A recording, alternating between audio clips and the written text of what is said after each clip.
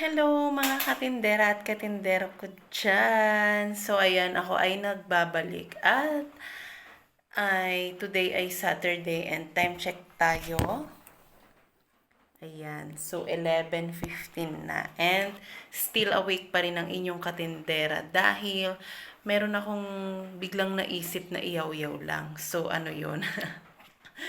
At ayun nga, so medyo paus pa rin ako dahil siguro to doon sa pag-ubo-ubo ko nung mga nakaraan. So, pagdating sa gabi talaga ay parang bigla akong namamaos. Pero, magyayaw-yaw pa rin ako still. Namiss ko kasi talagang magyaw-yaw. And, itong mga nakarang araw ay hindi ko nga maharap dahil nga may pasok na kaya mas super doble na yung pagka-busy ko. And yun, alam nyo naman dahil meron pa akong maliit na anak, 'di ba? 2 years old pa lang, kaya kakulitan pa, kaya hindi ko talaga as in maisabay. Pero pinipilit ko naman na makapagyaw-yaw pa rin, 'di ba? So ito na 'yon. So kanina bigla ko lang naisip tong i-content ko.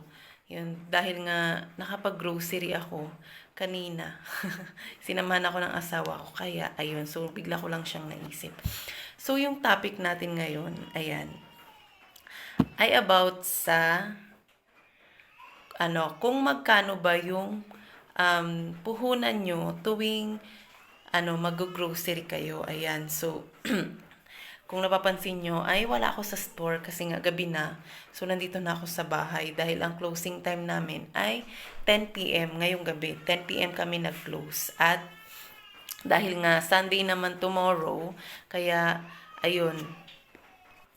So, yun, medyo na-distract ako kasi umiyak yung bunso ko. Umiyak siya. Nasa kwarto na sila. So, nandito ako sa may kusina namin. So, ayun na nga.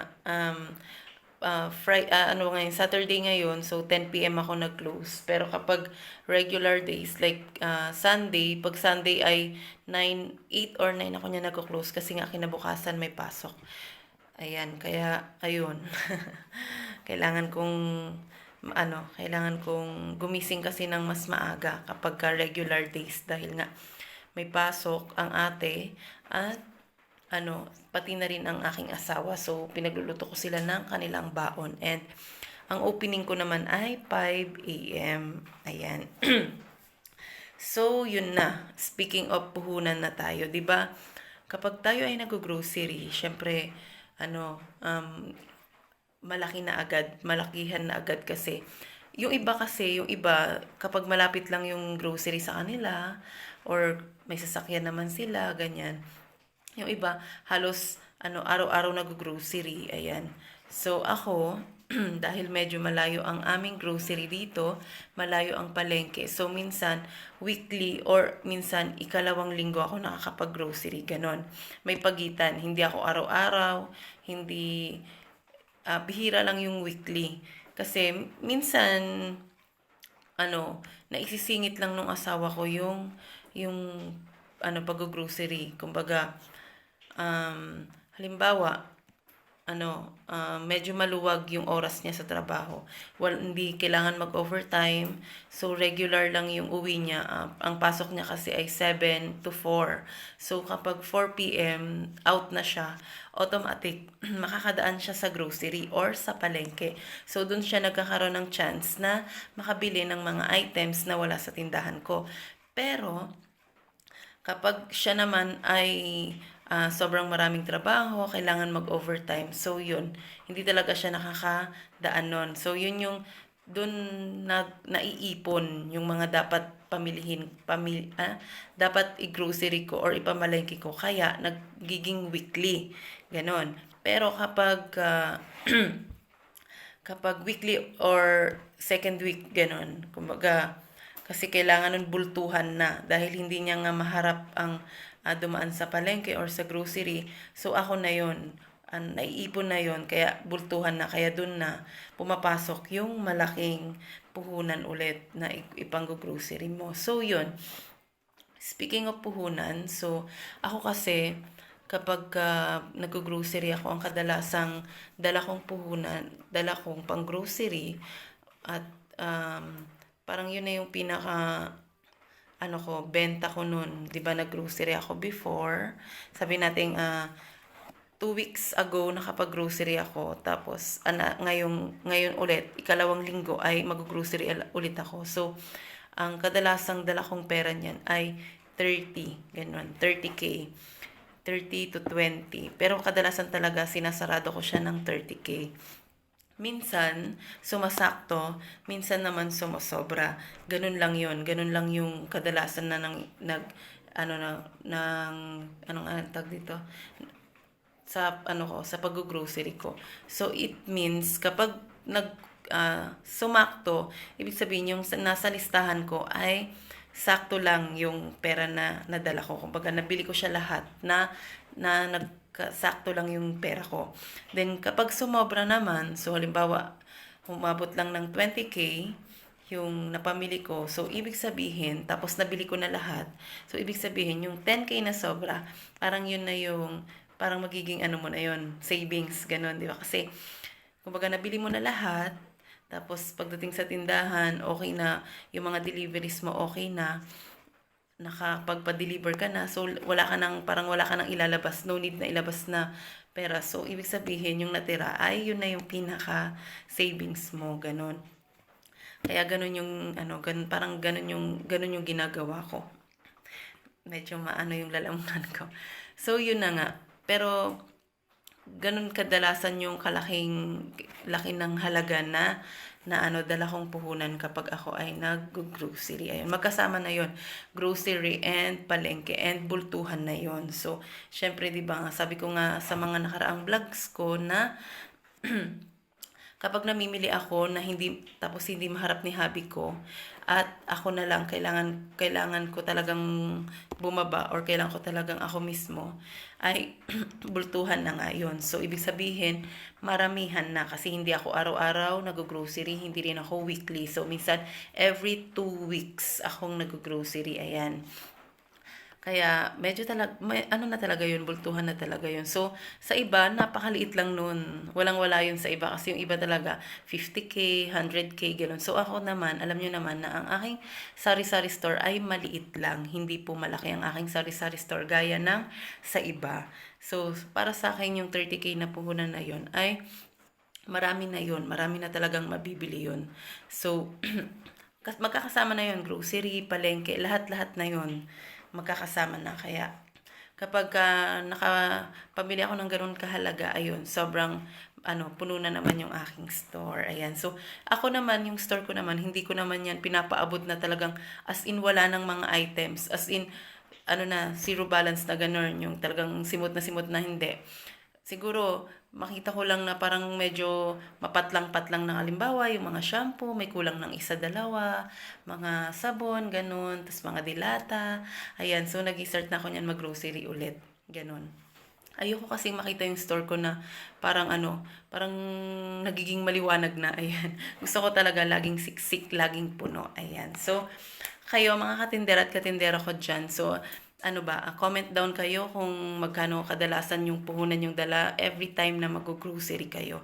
Ayan. So, 'di ba parang para ma-share lang natin. Kasi 'di ba iba-iba naman ang ating mga dala kasi yung iba everyday. Everyday silang namimili tapos ang dala rin ng puhunan 5K to 10K. So kung i-convert mo 'yon into 2 weeks, ang laki, 'di ba? Ang laki na, kunyari maiipon 'yon. So ang laki na. So sa akin ganoon talaga ako. Pero doon kadalasan nakakadaan pa rin naman yung asawa ko sa mga bilihan. So minsan yan magpapabili ako sa kanya sa grocery, umaabot din yan ng 5K, ganoon, 6K, umaabot din yan. Tapos sa palengke din ganoon kadalasan 5K talaga yan. So ayun, buti na lang talaga nakakadaan siya. Pero ngayon kasi, yun nga, nung mga nakaraan, kasagsagan ng trabaho nila dahil madalas talaga ang overtime. And makakadaan man siya, pero konti lang yung mabibili niya, yung mga sa palengke. Ang inimportante ko lang sa palengke kasi yung sibuyas, bawang, tuyo, kalamansi, yan yung mga mabilis maubos, 'di ba? Kaya yun, siya talaga ang niyan, ang dumadaan talaga sa palengke.